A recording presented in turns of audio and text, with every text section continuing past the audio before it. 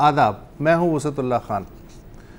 मुहर्रम और अज़ादारी का चोली दामन का साथ है, लेकिन ये अज़ादारी जो कि हम अपनी ज़िंदगियों में हर साल देखते हैं, शरीक भी होते हैं, ये शुरू कैसे हुई, इसका मतलब क्या है, ये क्यों होती है, इसके एलिमेंट्स क्या क्या हैं, तारीख़ी एतबार से ये कहाँ से होती हुई आज जदीद ज़माने में किस शक्ल में मौजूद है, ये सवालात हमारे ज़हनों में अक्सर उठते हैं, लेकिन हम शायद शर्मा हुजूरी में या वक्त नहीं मिलता या तवज्जो नहीं होती, ये चीज़ें हम पूछते नहीं हैं और आगे निकल जाते हैं।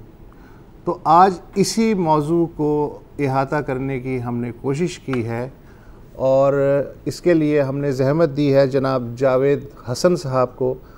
जावेद हसन साहब की सारी ज़िंदगी वैसे तो सयाहत में और नौकरी में गुज़री, लेकिन इनका जो लाडला बच्चा है वो है तारीख़ और अदब। बिल्कुल मैं बचगाना ABCD वाला जो है ना मामला, वैसा मैं समझना चाहता हूँ आपसे कि ये जो अज़ादारी है तो फ़ारसी, ये एक पूरा पैकेज है। सोग, मजलिस, नौहा, मरसिया खानी, सोज़, अलम, ताज़िया, ताबूत, सारे जो एलिमेंट्स हैं वो अज़ादारी में आ जाते हैं। इसका ओरिजिन क्या है? इमाम हुसैन की शहादत के बाद फ़ौरन बाद अगर आप देखें, नहीं अगर हम अज़ादारी के पहले अम्मानी तय कर लें, अज़ादारी जो है वो अज़ादारी के मतलब ये है कि किसी अज़ा जो है, अज़ा के मतलब है किसी मातम पुरसी, किसी के हाल पे रोना रुलाना, मातम करना, गिरिया करना, मातम पुरसी है। वो ये बाकी उसकी शक्लें बात की है, किस तरह से आप जुलूस निकाला है। तो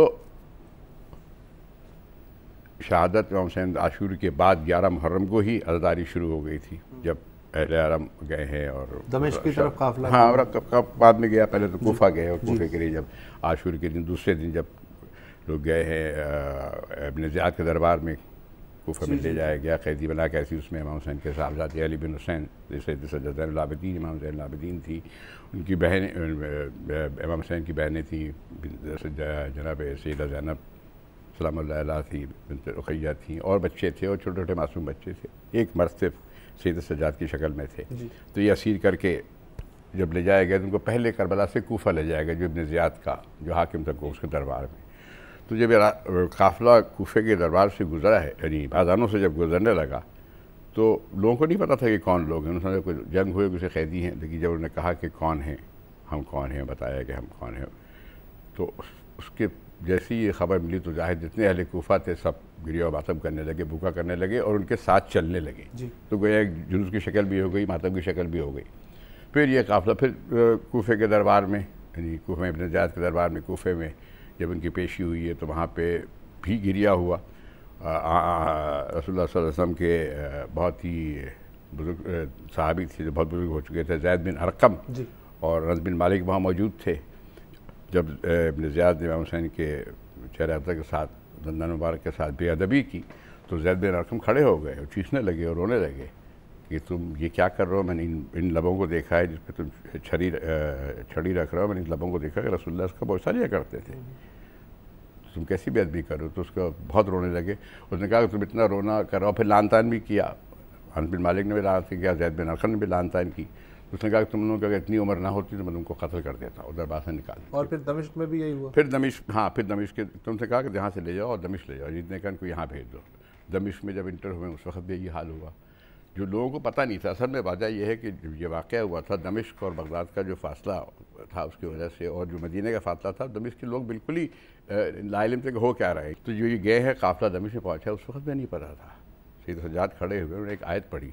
एक आदमी ने, कोई था राहगीर था, उसने कोई बदकलामी की, कुछ बात की, तो जनाब सैयद सज्जाद ने एक कुरान की आयत पढ़ी। तो कह लगे कि हाँ, तो तुम्हें इस आयत से तुम्हारा क्या ताल्लुक़, ये तो अहले बैत के लिए है। तो सैयद सज्जाद ने कहा कि नहनु अहले बैत, हम अहले बैत हैं। उसके बाद फिर दमिश्क में भी वही जो आसार थे बगावत के और शोर और बुका और तराता वक्त के, दरबार में पहुँचे और दरबार में रोका गया। पहले शाम के फाटक पर रोका गया ताकि आईनाबंदी अभी बाकी है। फिर वो दरबार में गए, फिर वहाँ भी सैयदा जो तकरीरें की, खुतबे किए, मार्को तलारा खुतबे हैं, जाहिर सी बात है अली की बेटी। वो आलिया साहब ने कहा कि वाह शमशीर, वाह किरण क्या कहना, खुर्शीद, वाह खुर्शीद खिताबत की किरण क्या कहना, जाग उठा फिर से का चमन क्या कहना। अच्छा, ज़ाहिर है कि अमवी दौर की आप बात कर रहे हैं, उसमें अगर आज़ादारी थी भी तो वो घरों तक महदूद होगी या खुफिया अंदाज में होती होगी, इसलिए कि खुल्लम खुल्ला करना तो मौत को दावत देना था। अब्बासी दौर में सुना यह है कि इमाम बाड़ों तक एक रिवायत जो है या मसाजिद तक वो उनकी चार दीवारी में ये सिलसिला हुआ। उससे पहले मिस्र में पहुंच चुका था। अच्छा, जब ये शाम हुआ और शाम के दरबार में गए, उसके बाद से वहाँ जब ऐसे आसार देखे तो यजीद ने कहा इनको अब वापस मदीना पहुँचा दो, और लोगों के साथ सवारी के मदीना पहुँचे। मदीने में आए हैं तो मदीने में खबर आई, मदीने में यानी लोग जमा हुए, सारे बनी हाशिम और जितने भी लोग थे सब जमा हुए, वहाँ मजलिसें हुई हैं।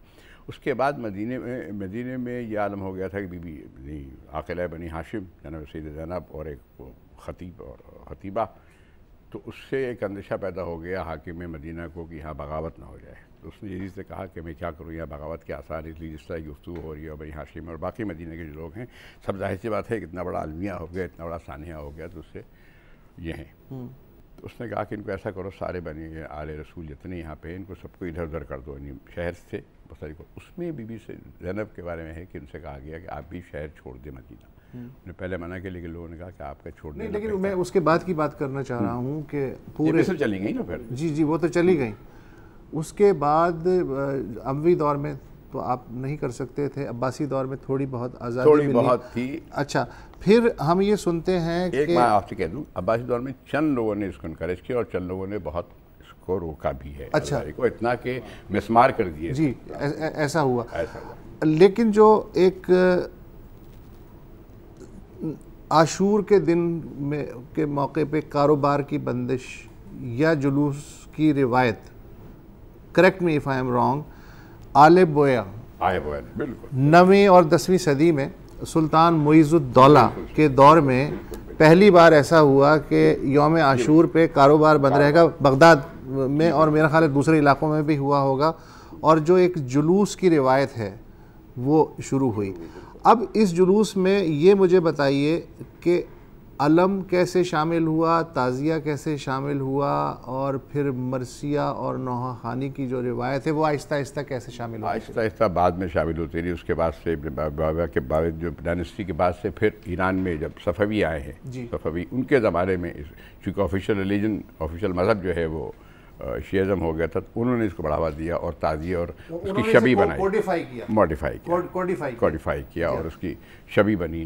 ताज़िया क्या है? ताज़िया शबी है, रोज़े की शबी है, ताबूत जनाज़े की शबी है। हाँ, तो ये जो ताज़िया की रिवायत है, हम जो सुनते हैं कि समरकंद में सबसे पहले ताज़िया अमीर तैमूर के ज़माने में बना, इसलिए कि वो शायद उन्होंने उज़्र दिया था या मजबूरी थी कि वो खुद तो नहीं जा सकते थे ज़ियारात को, तो उन्होंने शबी के तौर पे, ये रिवायत की सत्य रिवायत है। लेकिन अभी तैमूर ने जब इराक़ फ़तह किया है और जब इराक़ फ़तह करने के बाद वहाँ गया है, तो उसकी जो ख़ुद की, तो उसके तैमूरी जो है उसने लिखा उसने कि मैं ख़ासा अरसा वहाँ रहा और नजफ़ की ज़ियारत की, उस पर करबला में रोज़े पे हाज़िरी देता था, और वहाँ लोगों ने मुझे खाके शिफा से बनी हुई एक ताज़िया पेश किया था जो मैं लेके हिंदुस्तान आया था, और आना नहीं चाह रहे थे। हिंदुस्तान पे तो हमला किया था ना उसने। हाँ, हिंदुस्तान जब आए हमला किया था, उसके बाद दिल्ली पे कब्जा किया था।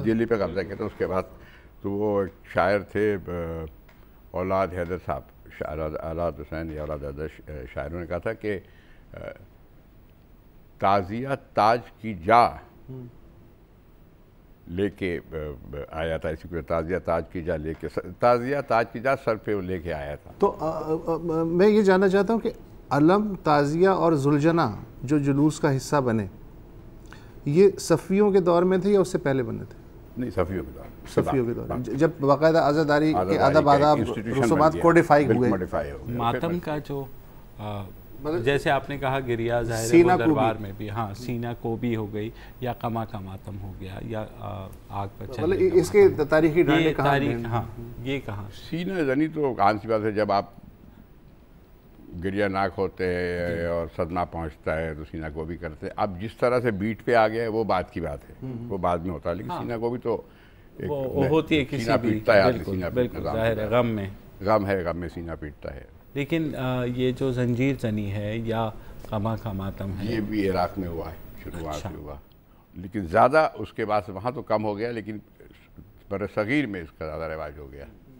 हाँ, अब मेरा ख्याल है बरसगीर ही में है, इसलिए कि ईरान में इनकलाब के बाद से रजस खानी और बाकायदा एक तरतीब के साथ जो जुलूस निकलता है और इंतहाई डिसिप्लिन, आपने ज़ाहिर वीडियोस वगैरह भी देखी हैं, तो ताज़िए की रिवायत काचारियों के दौर में तो मैंने सुना है कि हर शहर में थी, लेकिन वक्त गुजरने के साथ साथ और पहलवी दौर जब आया तो वो तो वैसे ही मज़हब बेजार थे, तो उस ज़माने में ताज़िया जो है उसको उन्होंने सप्रेस करने की कोशिश की, इवन जुलूस के इंस्टीट्यूशन को, आज़ादारी को ही उन्होंने महदूद करने की कोशिश की। और अब ये सुना है कि जो छोटे कस्बात हैं ईरान के, वहाँ तक तो ये रिवायत है, लेकिन बड़े शहरों में जो जुलूस है उसमें रजस खानी और मरसिया और ज़िक्र जो है उस पर ज़्यादा जोर है, और जो तबलीगी हैसियत जो उसकी ज़्यादा हो गई है।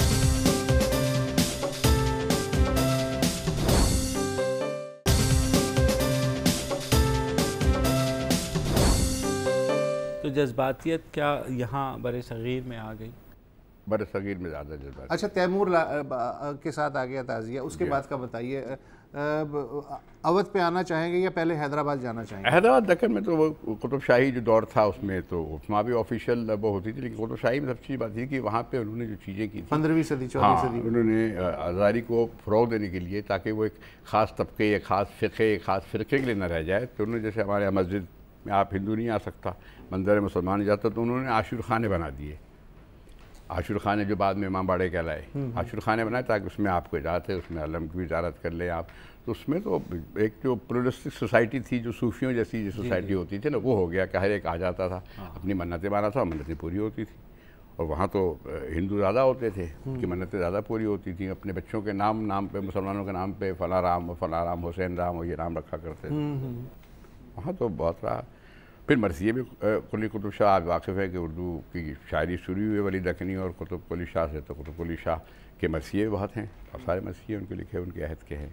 उसके बाद फिर अवध वाले आ गए। मुग़लों के ज़माने भी रहा है काम, मुग़लों के ज़माने में। फिर जब शाह ने अवध आए तो उन्होंने उसको और late 18th century 19th century में, और वो मेरा ख्याल है डायरेक्ट ईरानी इन्फ्लुएंस वहाँ तक लड़के जब आए, वहाँ से उलमा आए ईरान से, उलमा का ईरान से। और अच्छा, लखनऊ की जो आज़ादारी थी उसमें क्या क्या चीज़ें जो शामिल हुई, जो शनाख्त बनी कि जी ये अवध में ऐसी होती थी आज़ादारी या होती है, जो बरसगीर के दूसरे इलाकों से ज़रा मुख्तलिफ? वही ताज़ेदारी होती थी, अलम थे, और चूँकि वो लोग थे तो मरसिया खानी ज़्यादा होती थी।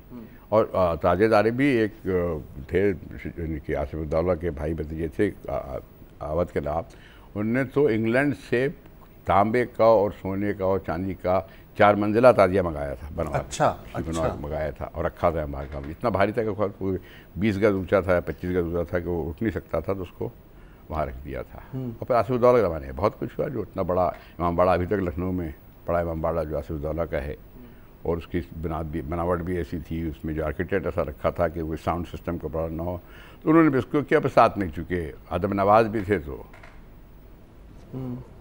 फसी और दिलगीर और फिर ज़ाहिर है कि इन्होंने इनका इन्फ्लुएंस इतना था, जो भी आपने नाम लिए, कि उन्होंने एक बिल्कुल एक अलहदा शनाख्त आज़ादारी की इस्टेब्लिश करने में, जिस पे कि अवध की छाप बिल्कुल अलग से जानी जाती है। देखिए, एक बात मैं आपसे और कह दूं कि वो ज़माना जो बादशाहों का और शान शौकत का ज़माना था, तो उन्होंने उसमें एक ग्रैंड्योर डाला। जैसे था ना मुग़ल बादशाह बादब बामुलाजा, एक जो शान शौकत होती है, एक ग्रैंड्योर होता है, तो वही ग्रैंड्योर इसमें डाला, आज़ादारी में भी डाला उन्होंने। नहीं अलम का मुग़ल दरबार क्या कोई में रिवायत थी आज़ादारी की? नहीं पता, मुझे नहीं पता, मेरे तारीख मुझे नहीं पता, लेकिन अवध में थी। रिवायत है वो ये है कि आज़ादारी में तकरीर जो है या जो ज़ाकिरी है ये बहुत बाद की एंट्री है, 100 साल की पुरानी है बस। अब से 100 साल पहले मौलाना सिफ्ती हसन साहब हुआ करते थे, वो पढ़ते थे, उसके बाद लोगों ने पढ़ा। उससे पहले क्या रिवायत थी? मरसिया की रिवायत थी, मरसिया खानी सनीस के ख़ानदान, दबीर के खानदान। जुलूस में भी, मजलिस में तो होती थी, जुलूस के दौरान भी सिर्फ मरसिया बात है। नौहे पढ़े जाते थे, नौहे होते थे, मरसी होते थे। जैसे सोसखानी में क्या होता है, मसाइब के बाद निकाल के आप सोसखानी में पढ़ लेते हैं, उस तरह से उसको लेते थे। लेकिन मेन जो बड़ी होता था वो मरसिया खानी होती थी, और लाखों का मजमा होता था उस ज़माने में, हज़ारों का तो बात ही नहीं, लाखों का मजमा होता था। तो ज़ाकिरी कैसे दाखिल हुई? ज़ाकिर बाद में जब इन्हिताज हुआ 1900 के बाद, फिर अनीस का ख़ानदान ख़त्म हो गया, रहे लोग कुछ 1920-30 तक लोग चलते रहे, मरसी में वो बात नहीं रही, तो फिर वो तकरीर की तरफ लोग आ गए। लेकिन ज़ाकिरी फिर ऐसी छाई फिर जाके कि जुलूस में या मजालिस में ज़ाकिरी, हाँ, मरसी के मजलिस को लोग ही नहीं समझते हैं कि बस ये है तो शेर व शायरी की मजलिस हो गई। हाँ, शेर व शायरी की मजलिस, कि मरसिया और नोहा बहरहाल बैकग्राउंड में चला गया और जो ज़ाकिर है वो फोर फ्रंट पे आ गया। बदल गई ना चीज़ें। आप देखिए नौखानी जैसे पहले हुआ करती थी, जो आज से 15-50 साल 20 साल पहले नौहे की धुनें हुआ करती थी, जो पुरानी धुनें हुआ करती थी, और अब जो नौहे की धुन होती है, बीट चेंज हो गया वक्त के साथ साथ। उसके हमने कहा आज़ादारी पे कल्चर का तो इफेक्ट होता है, कल्चर का तो बहुत असर होता है, कल्चर का ही असर है।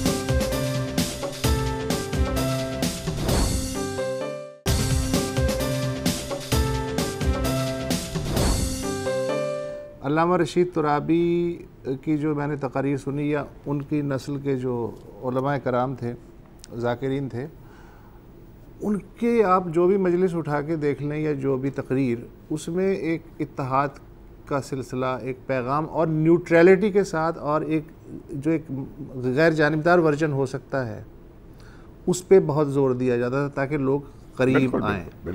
बाद में मुझे लगता है कि ज़ाकिरी में भी को भी एक सियासी हथियार या अपने उसके लिए, जैसे अब आप ये मेरा तासुर बिल्कुल सही तासुर आपका, जैसे इस्लाम को इस्तेमाल कर रहे हैं वैसे इसको भी इस्तेमाल करते रहे। और मेरे ख्याल में जब फ़िरका वारियत ज़्यादा वो होनी शुरू हुई तो उसमें ही इन रिएक्शन दोनों साइड से वो एग्रेशन ने ले ली, और वो जो हुआ नाम मैं बाद में बताऊंगा आपको। हाँ, जवाब नहीं था भी। हाँ, तो जो सूफ़ी इस्लाम वाली ये बात कर रहे थे, या जो पेशेंस की बात तो थी, या टॉलरेंस की बात थी, हाँ, जिक्र निकल गया। हाँ, इल्ज़ाम तराशी, और हाँ किसी हद तक नहीं, अभी भी कुछ उलमा हैं ऐसे जो उंगलियों पे गिन सकते। हाँ, उंगलियों पे गिन सकते हैं, वो बात सही है, बिल्कुल सही कह रहे हैं आप। अरे उसके अलावा देखिए, खाली मिंबर पे बैठ के पढ़ना नहीं है, तो मिंबर के आदाब होते हैं, मिंबर की ज़बान होती है, सही बात, मिंबर की एक ख़ास ज़बान होती है, आप बहुत से अल्फाज हैं, जिम्मेदारी होती है, जिम्मेदारी होती है, वो उसमें कमी आई है। इसीलिए अब आहिस्ता आहिस्ता मरसिये दोबारा से आ रहे हैं। अच्छा, अक्सर मजलिसों में लोग मरसिये, अब तकरीर नहीं होती है, तो तकरीर तो होती, उसका रुझान कम हो रहा है। रुझान थोड़ा सा, चूँकि लोग नहीं है ना, लोग नहीं है, आप हैं या और जो लोग हैं, या जो भी कोई थोड़ा सा बालिग नज़र है, समझ बूझ के तो जाएगा। अगर आप जाते हैं मजलिस में तो आप क्या लेने जा रहे हैं, क्या लेके आते हैं। बिल्कुल सही। अगर आपको कुछ वहाँ से ना मिले, देख माल मस्जिद तो ठीक है, रोना रोना है, आपके आंसू निकल आए, मजलिस कामयाब हो गई, लेकिन जो फ़ज़ाइल का हिस्सा है उसमें आपको क्या मिल रहा है, उसमें कुछ मिल रहा है, या आप ऐसे खाली हाथ चले आ रहे हैं। अच्छा, एक तो हमने हैदराबाद की बात की, फिर हमने अवध की बात की। एक बहुत बड़ा जो मरकज़ है आज के पाकिस्तान में भी और पाकिस्तान बनने से पहले भी, वो था लाहौर और सिंध में मौलाई और हैदराबाद। बिल्कुल, सिंध की आवाज़ारी बहुत पुरानी है, इसलिए कि उस ज़माने में बनु उमय्या के जो मज़ालिम थे तो बहुत से यानी आदत के ख़ानदान के लोग और खानवादे के लोग इस तरफ आए। जैसे आपका अब्दुल्ला शाह गाज़ी का, ये भी चौथी नस्ल। शजरा क्या है? अब्दुल्ला शाह गाज़ी ये हैं जनाब हसन के साहबजादे थे, हसन मसन्ना, हुसन मसन्ना के बेटे अब्दुल्ला महज के नफ़ ज़किया, और ये नफ़ ज़किया के साहबजादे। ये नफ़ ज़किया के साहबजादे नफ़ ज़किया के साहबजादे हैं हज़रत अब्दुल्ला शाह अश्तर बिन हुसैन। अब गाज़ी भी लगा दिया साथ में। तो बहुत से लोग वहाँ से मज़ालिम से होकर के आ गए थे, इसलिए तालपुर की आज़ादारी बहुत पुरानी है। फिर ये सैबन में आज़ादारी जो अब नहीं पहले भी होती थी, इसी तरह होती थी, अब रंग अलग अलग है। अलग रंग अलग अलग है। वो जैसे आपने कहा कि सकाफत की अलग सकाफत का असर, यहाँ की तो मौलाई शनाख्त है ना, मौलाई शनाख्त, पेड़ होते हैं, बिल्कुल अलम है और पेड़ हैं, और वही जो है वो मलंगों का डेरा होता है और वही सब कुछ, लेकिन अब वो भी ख़त्म होता जा रहा है आहिस्ता आहिस्ता। हाँ, अलम भी जो अलम हमारे यहाँ इस्तेमाल होता है और जो अलम आप अरब ममालिक में देखेंगे बहुत मुख्तलिफ होते हैं। क्या हमारे यहाँ पंजा, हमारे हिंदुस्तान सब कॉन्टिनेंट बर साइड में उसके ऊपर अलम की छड़ होती है और फिर उस पर पंजा लगा देते हैं, पंजा होता है, ये होता है। वहाँ पे सीधा अलम होता है मुख्तलिफ, और एक हरे रंग का अलम होता है, बाहर देखें आप। लेकिन इस्लाम का जो अलम था शुरू से वो हरे रंग का था, बाद में उसको उन्होंने काला भी कर दिया और फिर पटके लगा देते हैं, सुर्ख लगा देते हैं या सब्ज़ लगा देते हैं उसके मुनासबत से।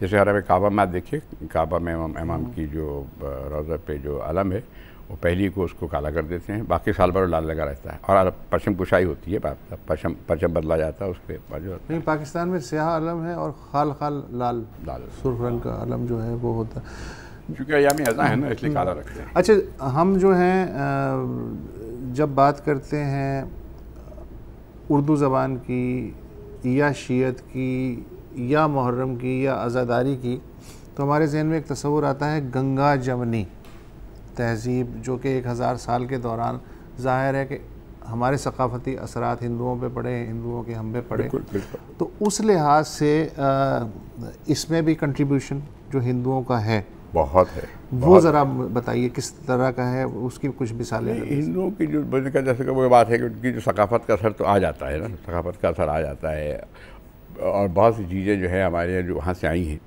जैसे मेहंदी का उठना, हाँ, मैं इस किस्म की रसूमात हैं जो वहाँ से आई हैं। लेकिन हिंदू ज़्यादा कोशिश करते हैं कि जो हमारी रसूमात हैं उसी पे अमल पैरा हो, यानी वो चिल्ला बांधना और मन्नत उठाना वो करते थे। और हिंदू तो शुअरा एक से एक थे। तो जैसे मैंने कहा आपसे कि वो जो मशहूर सलाम लोग सुनते हैं कि घबराएगी ज़ैनब, छन्नूलाल दिलगिरी का है जो कायस थे, फिर बाद में वो। मुझे याद है कि मेरा ताल्लुक़ है रहीम यार ख़ान से ना, वहाँ जो बचपन में हमारे रिवाज था वो ये था कि जो शिया मोमिनीन कराम हैं वो तो अपने उसमें सोग में और मजलिस वग़ैरह में मसरूफ़ हैं, लेकिन जो ताज़िया और सबील का इंतज़ाम वो सुन्नी किया करते थे। और मैंने ये भी सुना है, आप ज़्यादा बेहतर बता सकते हैं कि बर्र-ए-सग़ीर में, मुत्तहिदा बर्र-ए-सग़ीर में भी और आज भी हिंदुस्तान में ये जो इंतज़ामात हैं इसमें भी हिंदू उसी तरह से हैं। लेकिन ऐसा नहीं है कि सिर्फ हिंदू ही सबील लगाया करते थे, सबील सब लगाते थे बिला तफरीक था। हाँ, बिला, इसलिए कि ये अमाल खैर है ना। देखें, अज़ादारी में क्या शामिल है, एक तो आपकी फितरत की चीज़ें हैं, मतलब रोना, रुलाना, गिरिया करना, बुका करना, शिद्दत में आप अपने पे छुरी मार लेते हैं, ये तो वो चीज़ें हो गई। फिर एक चीज़ है जो आप मसनूआत होती है अज़ादारी में, मसलन यानी अलम को तैयार करना, ताज़िया बनाना, ताबूत तैयार करना, ये मसनूआत हो गई। एक होता है अमल खैर, उसमें आप तबर्रुक भी है, न्याज भी है, सबील भी है, सब शामिल होते हैं। उसमें उनको आसानी होती थी कि सब वजह ये थी कि अगर वो अलम बनाना शुरू करते तो शायद एतराज़ हो जाता। पानी पिलाने पर कोई एतराज़ नहीं कर सकता, सबील बनाने पे कोई एतराज़ नहीं कर सकता। एक ज़माना था कि महाराजा ग्वालियर ने हुक्म दिया था कि 10 दिन के अंदर 12 दिन कोई जश्न नहीं होगा, शादी नहीं होती थी, और महाराजा ग्वालियर ख़ुद जुलूस में नंगे पैर जाया करता। नहीं, जैसे इन्होंने भी बात की, और इवन हमारे बचपन में भी कभी ये तफरीक नहीं होती थी कि आपने किस मस्जिद या इमाम बारगाह में नमाज़ पढ़नी है। नहीं, कोई जहाँ आप करीब में हैं आप जा कर के अब हाथ खोल के पढ़ रहे हैं या बंद करके, कोई उस वक्त नहीं देखता था। इस वक्त आप किसी मस्जिद में जा कर के अगर हाथ खोल के नमाज़ पढ़ लें या इमाम बारगाह में जाके हाथ बंद करके पढ़ लें, सारे लोग नमाज़ छोड़ के आपकी तरफ देखने शुरू कर देते हैं। क्या इसकी वजह ये भी है कि हम लोगों ने बहैसियत जिस भी फ़िरक़े से ताल्लुक़ है, हम लोगों ने ख़ुद भी सवाल करना छोड़ दिया है, डर के मारे कि वो जो मिंबर पे बैठा हुआ है या हमें एक दूसरे से डरा दिया गया है। हमें एक दूसरे से डरा दिया गया, बहुत अच्छी बात है। हमें एक दूसरे से डरा दिया गया, बिल्कुल नहीं। और फिर एक बात देख रहे हैं, जैसे हर चीज़ में एक्सट्रीमिज़म आ गया है, इंतहा पसंदी आ गई, तो इसमें भी इंतहा पसंदी ही आ गई है, इसमें भी इंतहा पसंदी आ गई है। और मैं दोनों तरफ की कहता हूँ, वैसी बातें करते हैं जिससे मज़ीद एटमॉस्फेयर जो है वो ख़राब हो जाता। वो नहीं है कि तू बराए वसल करदा नाम दी न बराए फसल करदा नाम दी। आजकल जो आ रहा है सब बराए फसल करदा नाम दी वाले लोग हैं, बिल्कुल कोई शक नहीं। आपको याद है, आप बात करते थे अल्लामा रशीद तरावी की, जब निश्तर पार्क में पढ़ा करते थे, हम तो खैर छोटे थे, स्कूल में थे, किस किस को नहीं देखा मैंने वहाँ पे फला जस्टिस जो बिल्कुल मशहूर और मारूफ सुन्नी अकीदा थे और बैठे होते थे और सुन रहे होते थे, और किस किस को फुटपाथ पे और पत्थर पे निश्तर पार्क में देखा है कि पत्थर लिए हुए सेक्युलर कम्युनिस्ट सब बैठे, सब के सब बिल्कुल आगे। निश्तर पार्क में अल्लामा तालिब जौहरी साहब के दौर तक जब वो अशरा पढ़ते थे, यही मनाज़िर उस वक्त तक था। उस वक्त तक था। लेकिन ये जो अल्लामा रशीद साहब के ज़माने में जो एक मैं देखा था मुख्तलिफ लोगों को, तरह तरह के लोग होते थे, वही कम्युनिस्ट भी हैं, मार्क्सिस्ट भी हैं, सोशलिस्ट भी हैं, एथिस्ट तक बैठे होते थे और सुन रहे होते थे। आखिरी मंजिल, इंतहाई मंजिल इबादत के जहाँ न क़याम पसंद है न रुकू पसंद है, अब सजदा चाहिए, अब सजदा चाहिए, अब फनाए ज़ात चाहिए। अब हमको अपनी बका नहीं, अब किसी और की बका मंजूर है। सजदा सजदा शराफत इंसान, सजदा कमाल हयात इंसान। अरे दिल तड़पे तो सजदा करे, कोई नेमत मिले तो सजदा करे, जरा सी कोई अच्छी बात हो जाए तो सजदा करे। ये सजदे की आदत इंसान को कामयाब और कामरान बनाएगी। न घबराओ सजदे से, न भागो सजदे से, मुंह न फेरो सजदे से। हरीम तेरा खुदी गैर की माज़अल्लाह, दोबारा जिंदा न कर कारोबारे लातो मनात। वो एक सजदा जिसे तू गरा समझता है, 1000 सजदों से देता है आदमी को नजात। एक सजदा जिसे तू गरा समझता है, 1000 सजदों से देता है आदमी को नजात। तो इस तरह से इंसान अपनी सारी जिंदगी में उन लम्हात की कदर करे कि जहां दिल तड़प के ये चाहे कि चलो सजदा करें, चलो सजदा करें। यानी ये जरूरी नहीं है कि वक्त सजदा आए, ये जरूरी नहीं कि वक्त इबादत रहे। भाई जरा सी नेमत मिली सजदा, जरा सी अता नजर आई सजदा, जरा सी खुशी मालूम हुई सजदा, नहीं जरा सा गम आ गया सजदा, जरा सा अंदोह पैदा हो गया सजदा। तो गम और हम में और खुशी और मसरत में सजदे की आदत ये अंबिया का शार है। मगर उसके साथ कुरान ने कहा यूं सजदा नहीं करते, रोते रोते सजदे में गिर पड़ते हैं, रोते रोते सजदे में गिर पड़ते हैं। तो रोना और सजदे में गिरना ये अंबिया का शार है। आप वाली बात कि आप कुछ गेन कर रहे हैं, आप देंगे तो लोग लेने आएंगे ना सर, जब आप दे ही नहीं रहे हैं कुछ। नॉलेज बेस्ड सूरत हाल नहीं, कोई नॉलेज बेस्ड होता है। हाँ, जब वही बात है, जबकि इतना बड़ा इस्तारा है मज़ाहिमत का, बहुत बड़ा, सबसे बड़ा इस्तारा है, मतलब मज़ाहिमत। जी बिल्कुल, जी बिल्कुल। किसको अच्छी नहीं लगती जुल्म के खिलाफ, कौन नहीं करना चाहता, कोई खुल के कर लेता है, कोई दिल में बुरा समझ लेता है। तो ये जो जिस ज़माने की आप बात कर रहे हैं जिसमें तमाम लोग बिला तफरीक जाते थे, तो वो भी तो एक तरह का अपना मज़ाहिमत का हिस्सा ही डाल रहे थे ना मजलिस में जाके, बिल्कुल बिल्कुल, और वो सुन के और वो आगे करके। तो वो सिलसिला जो है वो तक़सीम नहीं, बरफ़ सग़ीर की तक़सीम उससे पहले 1920 में और ज़माने में जो जोश साहब ने मरसिए कहे हैं, नसीम साहब ने मरसिए कहे हैं, वो सिर्फ इसी बेसिस पे किए थे। हुसैन को सिंबल बना के, हुसैन को सिंबल बना के, जबर के ख़िलाफ़, इस्तिबदाद के ख़िलाफ़ सिंबल बना के, वो जो है ना, तो कल बात भी हो चुकी उस पर कि उस सुरमा का इसमें गरामी हुसैन है, इसकी रगों में आतिश बदरे हुनैन है, इस सुरमा का इसमें गरामी हुसैन है। तो वो जो साहब की जो मरसिए हैं वो सारे इसी के लिए, बल्कि उन्होंने कहा कि रोने से नहीं काम चलेगा, आप खड़े हो जाओ जुब्र के ख़िलाफ़। उसने बड़ा काम किया है जो साहब की मरसियों ने, नसीम साहब की मरसियों ने जो पैगाम दिया है और इस्तेमाल किया है उसको।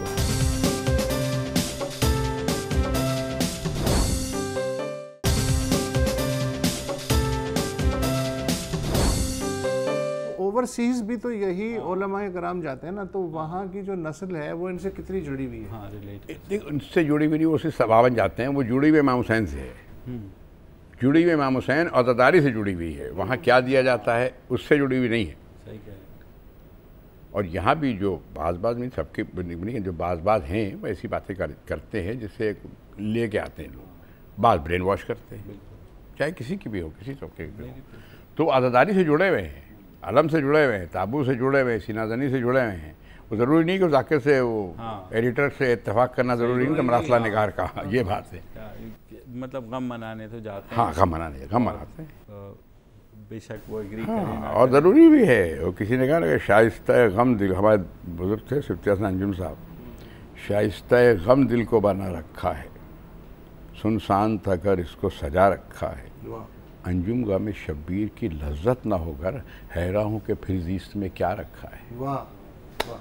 मरसिया जदीद मरसिए के अंदर भी वो असर रह गया है जो हम देखते हैं गुज़िश्ता 100 साल के अंदर जो आया है अब पिछले कुछ सालों से। क्लासिकल मरसिए देखिए, क्लासिकल मरसिए कदीम मरसिए जो 100 साल पहले लिखे गए, 120 साल 150 साल पहले लिखे गए, उसमें घोड़ा होता था, तलवार होती थी, घोड़े की चालें होती थी कि सरपट है, जा रहा है, या मुख्तलिफ़ चालें हैं घोड़े की, तलवार की मुख्तलिफ़ काट होती थी।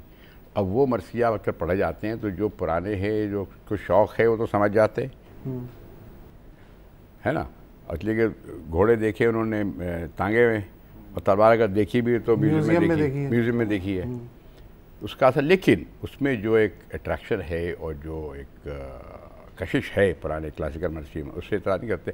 अब आज के ज़माने में मौज़ूआती मरसिए हो रहे हैं कि आप नहीं, मरसिए के हिस्से होते हैं ना, शुरू में चेहरा होता है, तशबीह होती है, फिर गुरेज होता है, फिर आप रुख्सत है कि किसी शहीद की रुख्सत होती है, फिर जंग के लिए जाता है, आमद है उसकी, फिर रजज़ है, रजज़ के बाद फिर जंग है, जंग के बाद फिर बैन है। इस किस्म के एक मनावा है इसका, अज्जा है मरसिए के। अब जो है वो चीज़ तो होती नहीं है, तो वो जिससे मसाइल के ऊपर, करंट अफेयर्स के ऊपर, जैसे लासा के मरसिए हैं और जो मरसिए हैं किसी और सब्जेक्ट पे उसको लेके बनाते हैं, इसलिए वो नहीं कर सकते। लेकिन जो बात ये है अनीस के आए कि जब कथा की मसाफत शब आफ्ताब ने, जो चेहरा शुरू होता है और वो मतलब मरसी का चेहरा है, जब कथा की मसाफत शब आफ्ताब ने जलवा किया सहर को रुखे बेहिजाब ने, देखा सुए फलक शह गर्दूर काब ने, और मुड़कर सदा रफ़ीकों को दी उस जनाब ने, आखिर है रात हमदो सनाए खुदा करो, उठो फरीज़ सहरी को अदा करो। ये तो बातें जो है ना, ये है। लेकिन अदब में भी मरसिए में ने और पुराना जो अदब है उसमें मरसिए को बहुत बड़ा मकाम है। जदीद मरसिए हैं, अच्छे जदीद मरसिए हैं। अब जदीद मरसिए हैं, ये बड़ी अलग बहस है कि या मुसद्दस कहा जाए उसको। मुझे लग रहा है आप नहीं मानते। मैं नहीं मानता जदीद मरसिए, बस तो ये कहे ना। हाँ, तो यही तो हम बहस है, बहुत बहस है इसमें। जदीद मरसिए को आप मरसिया मानते नहीं मानते, मैं तो नहीं मानता। निसाई नज़म है, रिसाई नज़म कह लें आप, रिसाई नज़म। बहुत शुक्रिया। ये किसी और डोमेन में जा रही है गुफ्तगू, और डेंजरस डोमेन में जा रही है, मैं नहीं चाहता, इसलिए कि मैं जदीद मरसिए का बहुत हामी हूँ। एक चीज़ में अगर जो तकारीर होती हैं तमाम साइड से, बहुत कोशिश की हुकूमत में, बार बार ये बात होती है कि कोई इस तरह का चेक रखा जाए कि कहीं से भी इश्तियाल अंगेज़ी ना हो। इसमें क्या अम्र आपको माने लगता है कि जैसे खुतबे हैं मसाजिद में फ्राइडे जुमे के रोज़, ख़ास से उसमें इश्तियाल अंगेज़ी भी होती है, वो भी आई थी। उसी तरह जलूस में जो ज़ाकिरीन हैं, बाज़ औक़ात मैं मेजॉरिटी शायद ना हो, लेकिन बाज़ औक़ात ऐसा हो जाता है कि इश्तियाल अंगेज़ी होती है जिससे कहीं हमने देखा कि टकराव भी होता है या और दूसरी जो है ना तलखियाँ पैदा होती। कैसे इसको आपके जहन में आपको लगता है, या ये ऐसे ही चलता रहेगा? इसके लिए काम करना पड़ेगा।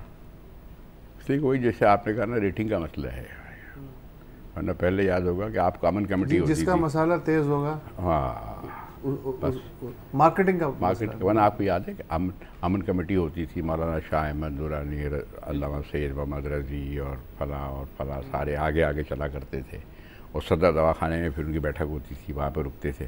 बिल्कुल अमन कमेटी थी, कभी इश्तियाल नहीं हुआ।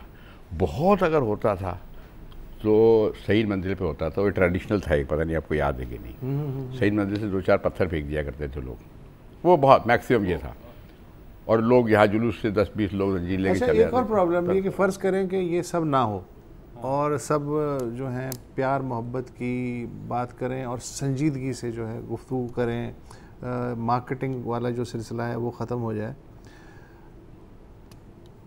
एक बम फट जाता है 12 रबीउल अव्वल के जुलूस में या मुहर्रम के जुलूस में, उसका वो तो किसी के पास किसी के पास। हाँ, लेकिन देखें ये इसके दाने भी तो वहीं से मिलते हैं ना। जैसे इन्होंने कहा कि ब्रेन वॉशिंग जब होती है तो वही चीज़ आगे बढ़ के एक्सट्रीम स्टेप में आती है ना सर। तो उसी वजह से कि हम हमेशा जब मुहर्रम शुरू होता है तो दुआ कर रहे होते हैं कि या अल्लाह इस मुहर्रम खैरियत से गुजर जाए। बहुत शुक्रिया आप तशरीफ़ लाए और बहुत सारे बुनियादी सवालात आज़ादारी के इदारे के बारे में उम्मीद है कि क्लियर हुए होंगे। और इसके अलावा भी जो चीज़ें जुड़ी हुई हैं इससे पता नहीं सैर हासिल गुफ्तगू हो पाई या तशना रही। बहरहाल हमारा वक्त जो है वो इतना ही था, इस वक्त में इतनी ही गुफ्तगू हो सकती थी। कोशिश करेंगे कि आपको दोबारा ज़हमत दें फिर किसी और। बहुत शुक्रिया। अस्सलाम वालेकुम। अगर आपको हमारे शो पसंद आया है तो प्लीज़ हमारे YouTube चैनल को सब्सक्राइब करें और अगर मुनासिब समझे तो इस वीडियो को लाइक भी कर लें, तो कोई हर्ज नहीं है। और शेयर भी कर लें और कमेंट भी कर दें जी, वरना वो सब ऐसे ही लिखते रहेंगे। और ये जो दोनों कह रहे हैं ये कर लें जी प्लीज़, नहीं तो हमें भी घर जाना है, मैं आपके कंप्यूटर में नहीं रहना 24 घंटे। सही बात।